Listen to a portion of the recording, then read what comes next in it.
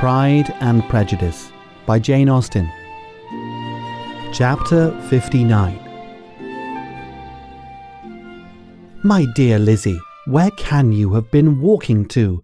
was a question which Elizabeth received from Jane as soon as she entered their room, and from all the others when they sat down to table. She had only to say in reply that they had wandered about till she was beyond her own knowledge. She coloured as she spoke, but neither that nor anything else awakened a suspicion of the truth. The evening passed quietly, unmarked by anything extraordinary. The acknowledged lovers talked and laughed. The unacknowledged were silent. Darcy was not of a disposition in which happiness overflows in mirth, and Elizabeth, agitated and confused, rather knew that she was happy than felt herself to be so. For, besides the immediate embarrassment, there were other evils before her. She anticipated what would be felt in the family when her situation became known, and even feared that with the others it was a dislike which not all his fortune and consequence might do away. At night she opened her heart to Jane. Though suspicion was very far from Miss Bennet's general habits, she was absolutely incredulous here. "You are joking, Lizzie. This cannot be. Engaged to Mr. Darcy?" No, you shall not deceive me. I know it to be impossible. This is a very wretched beginning indeed. My sole dependence was on you, and I am sure nobody else will believe me if you do not.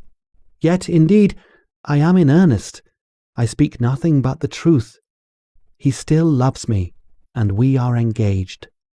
Jane looked at her doubtingly. "Oh, Lizzie, it cannot be. I know how much you dislike him." "You know nothing of the matter. That is all to be forgot.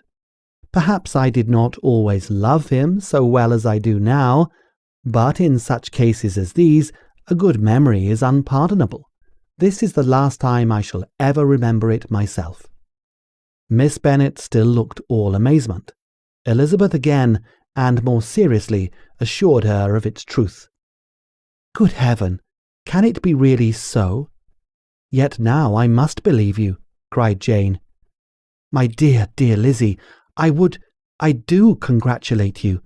But are you certain, forgive the question, are you quite certain that you can be happy with him? There can be no doubt of that. It is settled between us already that we are to be the happiest couple in the world. But are you pleased, Jane? Shall you like to have such a brother?" "Very, very much. Nothing could give either Bingley or myself more delight. But we considered it, we talked of it as impossible. But do you really love him quite well enough? Oh, Lizzie, do anything rather than marry without affection. Are you quite sure that you feel what you ought to do?" "Oh, yes. You will only think I feel more than I ought to do when I tell you all." "What do you mean?" "Why, I must confess that I love him better than I do Bingley. I'm afraid you'll be angry." "My dearest sister, now be serious.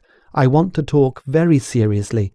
Let me know everything that I am to know without delay. Will you tell me how long you have loved him?" "It has been coming on so gradually that I hardly know when to begin. But I believe I must date it from my first seeing his beautiful grounds at Pemberley." Another entreaty that she would be serious, however, produced the desired effect, and she soon satisfied Jane by her solemn assurances of attachment. When convinced on that article, Miss Bennet had nothing further to wish. "Now I am quite happy," said she, "for you will be as happy as myself. I always had a value for him. Were it nothing but his love for you, I must always have esteemed him. But now, as Bingley's friend and your husband, there can be only Bingley and yourself more dear to me. But, Lizzie, you must have been very sly, very reserved with me. How little did you tell me of what passed at Pemberley and Lambton. I owe all that I know of it to another, not to you." Elizabeth told her the motives of her secrecy. She had been unwilling to mention Bingley, and the unsettled state of her own feelings had made her equally avoid the name of his friend. But now she would no longer conceal from her his share in Lydia's marriage. All was acknowledged, and half the night spent in conversation. "Good gracious!" cried Mrs. Bennet, as she stood at a window the next morning. "If that disagreeable Mr. Darcy is not coming here again with our dear Bingley, what can he mean by being so tiresome as to be always coming here? I had no notion but that he would go a-shooting or something or other, and not disturb us with his company. What shall we do with him? Lizzie, you must walk out with him again, that he may not be in Bingley's way." Elizabeth could hardly help laughing at so convenient a proposal, yet was really vexed that her mother should always be giving him such an epithet. As soon as they entered, Bingley looked at her so expressively and shook hands with such warmth as left no doubt of his good information, and he soon afterwards said aloud, "Mrs. Bennet, have you no more lanes hereabouts in which Lizzie may lose her way again to-day?" "I advise Mr. Darcy and Lizzie and Kitty," said Mrs. Bennet, "to walk to Oakham Mount this morning. It is a nice long walk, and Mr. Darcy has never seen the view." "It may do very well for the others," replied Bingley, "but I am sure it will be too much for Kitty. Won't it, Kitty?" Kitty owned that she had rather stay at home. Darcy professed a great curiosity to see the view from the mount, and Elizabeth silently consented. As she went upstairs to get ready, Mrs. Bennet followed her, saying, "I am quite sorry, Lizzie, that you should be forced to have that disagreeable man all to yourself. But I hope you will not mind it. It is all for Jane's sake, you know, and there is no occasion for talking to him, except just now and then. So do not put yourself to inconvenience." During their walk, it was resolved that Mr. Bennet's consent should be asked in the course of the evening. Elizabeth reserved to herself the application for her mother's. She could not determine how her mother would take it, sometimes doubting whether all his wealth and grandeur would be enough to overcome her abhorrence of the man.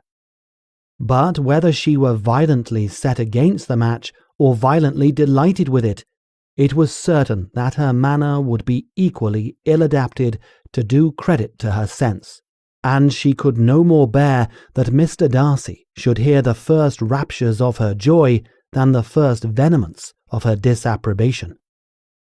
In the evening, soon after Mr. Bennet withdrew to the library, she saw Mr. Darcy rise also, and follow him, and her agitation on seeing it was extreme. She did not fear her father's opposition, but he was going to be made unhappy, and that it should be through her means that she, his favourite child, should be distressing him by her choice, should be filling him with fears and regrets in disposing of her, was a wretched reflection, and she sat in misery till Mr. Darcy appeared again, when, looking at him, she was a little relieved by his smile. In a few minutes he approached the table where she was sitting with Kitty, and, while pretending to admire her work, said in a whisper, "Go to your father. He wants you in the library." She was gone directly. Her father was walking about the room, looking grave and anxious. "Lizzie," said he, "what are you doing? Are you out of your senses to be accepting this man? Have you not always hated him?" How earnestly did she then wish that her former opinions had been more reasonable, her expressions more moderate. It would have spared her from explanations and professions which it was exceedingly awkward to give, but they were now necessary, and she assured him with some confusion of her attachment to Mr. Darcy.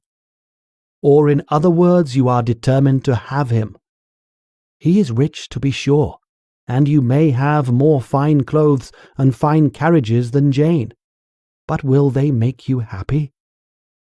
Have you any other objection, said Elizabeth, than your belief of my indifference? None at all. We all know him to be a proud, unpleasant sort of man, but this would be nothing if you really liked him. I do like him, she replied, with tears in her eyes. I love him. Indeed, he has no improper pride. He is perfectly amiable. You do not know what he really is. Then pray do not pain me by speaking of him in such terms. Lizzie, said her father, I have given him my consent. He is the kind of man, indeed, to whom I should never dare refuse anything which he condescended to ask. I now give it to you, if you are resolved on having him. But let me advise you to think better of it. I know your disposition, Lizzie. I know that you could be neither happy nor respectable unless you truly esteemed your husband, unless you looked up to him as a superior. Your lively talents would place you in the greatest danger in an unequal marriage. You would scarcely escape discredit and misery. My child, let me not have the grief of seeing you unable to respect your partner in life. You do not know what you are about. Elizabeth, still more affected, was earnest and solemn in her reply, and at length, by repeated assurances that Mr. Darcy was really the object of her choice, by explaining the gradual change which her estimation of him had undergone, relating her absolute certainty that his affection was not the work of a day, but had stood the test of many months' suspense, and enumerating with energy all his good qualities, she did conquer her father's incredulity and reconcile him to the match. Well, my dear, said he, when she had ceased speaking, I have no more to say. If this be the case, he deserves you. I could not have parted with you, my Lizzie, to anyone less worthy. To complete the favourable impression, she then told him what Mr. Darcy had voluntarily done for Lydia. He heard her with astonishment. This is an evening of wonders indeed. And so Darcy did everything, made up the match, gave the money, paid the fellow's debts, and got him his commission. So much the better. It will save me a world of trouble and economy. Had it been your uncle's doing, I must and would have paid him. But these violent young lovers carry everything their own way. I shall offer to pay him tomorrow. He will rant and storm about his love for you, and there will be an end of the matter. He then recollected her embarrassment a few days before on reading Mr. Collins's letter, and after laughing at her some time, allowed her at last to go, saying as she quitted the room, If any young men come for Mary or Kitty, send them in, for I am quite at leisure. Elizabeth's mind was now relieved from a very heavy weight, and after half an hour's quiet reflection in her own room, she was able to join the others with tolerable composure. Everything was too recent for gaiety, but the evening passed tranquilly away. There was no longer anything material to be dreaded, and the comfort of ease and familiarity would come in time. When her mother went up to her dressing room at night, she followed her and made the important communication. Its effect was most extraordinary, for on first hearing it, Mrs. Bennet sat quite still and unable to utter a syllable. Nor was it under many, many minutes that she could comprehend what she heard, though not in general backward to credit what was for the advantage of her family or that came in the shape of a lover to any of them. She began at length to recover, to fidget about in her chair, get up, sit down again, wonder, and bless herself. Good gracious! Lord bless me! Only think! Dear me, Mr. Darcy! Who would have thought it? And is it really true? Oh, my sweetest Lizzie, how rich and how great you will be! What pin money, what jewels, what carriages you will have! Jane is nothing to it, nothing at all. I'm so pleased, so happy, such a charming man, so handsome, so tall. Oh, my dear Lizzie, pray apologize for having disliked him so much before. I hope he will overlook it. Dear, dear Lizzie, a house in town, everything that is charming, 3 daughters married, 10,000 a year. Oh, Lord, what will become of me? I shall go distracted. This was enough to prove that her approbation need not be doubted, and Elizabeth, rejoicing that such an effusion was heard only by herself, soon went away. But before she had been 3 minutes in her own room, her mother followed her. "My dearest child," she cried, "I can think of nothing else. 10,000 a year, and very likely more. 'Tis as good as a lord. And a special license. You must and shall be married by a special license. But, my dearest love, tell me what dish Mr. Darcy is particularly fond of, that I may have it tomorrow." This was a sad omen of what her mother's behaviour to the gentleman himself might be, and Elizabeth found that, though in certain possession of his warmest affection, and secure of her relations' consent, there was still something to be wished for. But the morrow passed off much better than she expected, for Mrs. Bennet luckily stood in such awe of her intended son-in-law that she ventured not to speak to him, unless it was in her power to offer him any attention or mark her deference for his opinion. Elizabeth had the satisfaction of seeing her father taking pains to get acquainted with him, and Mr. Bennet soon assured her that he was rising every hour in his esteem. "I admire all my 3 sons-in-law highly," said he. "Wickham, perhaps, is my favourite, but I think I shall like your husband quite as well as Jane's."